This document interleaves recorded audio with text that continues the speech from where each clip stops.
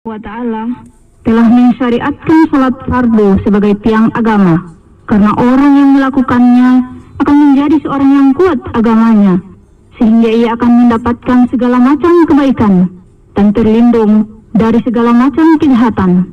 Dan salat merupakan sumber kehidupan bagi hati seorang dan sebagai pendidik bagi jiwa seorang.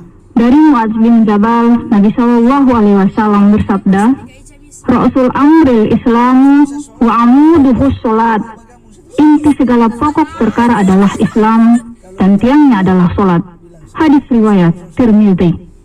Dalam hadis ini disebut bahwa salat dalam agama Islam adalah sebagai tiang penopang, karena ibadah salat termasuk sumber keamanan dan keimanan yang dapat menjaga seorang dari perasaan takut.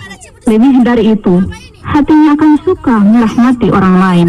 Perlu diketahui bahwa arti mendirikan sholat hanya dapat dilakukan dengan 3 cara agar sholatnya dapat diterima oleh Allah Subhanahu wa Ta'ala. Yang pertama, harus mengetahui makna dan niat sholat. Kedua, harus memahami bacaan-bacaan yang dibaca dalam sholat. Dan ketiga, hendaknya harus memahami gerak-gerik sholat dari mulai berdiri hingga rukuk, sujud, dan duduk. Ibadah sholat adalah sebuah perbuatan yang dapat mencegah manusia dari kebiasaan buruknya dan merubah hatinya, ruhnya, dan akalnya hanya tertuju kepada Allah Subhanahu wa Ta'ala semata. Itulah hakikat sholat. Karena itu, seorang yang hendak sholat diwajibkan berwudu dan bersuci, termasuk memperbaiki niatnya. Pendengar yang dirahmati Allah, disebutkan juga bahwa Ali ibnu Hasin radhiyallahu anhu jika pergi ke tempat sholat, maka wajahnya selalu pucat dan badannya gemetar.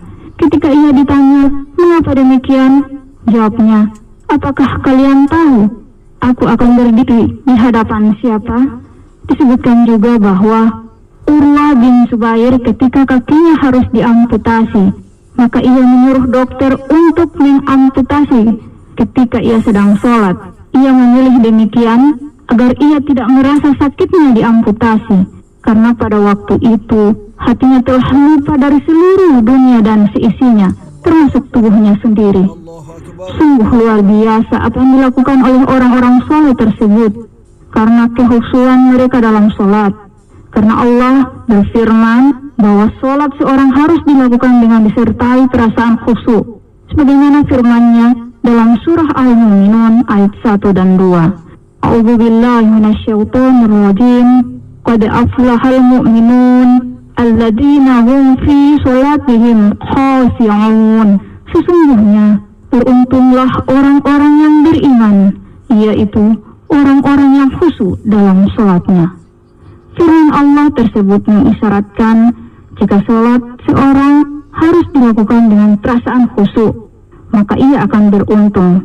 Tetapi jika sebaliknya, maka ia akan merugi. Sholat dalam aplikasinya tidak hanya menjadi sekedar kewajiban yang harus ditunaikan, tetapi lebih dari itu, sholat merupakan bukti iman seseorang terhadap Allah Subhanahu wa Ta'ala.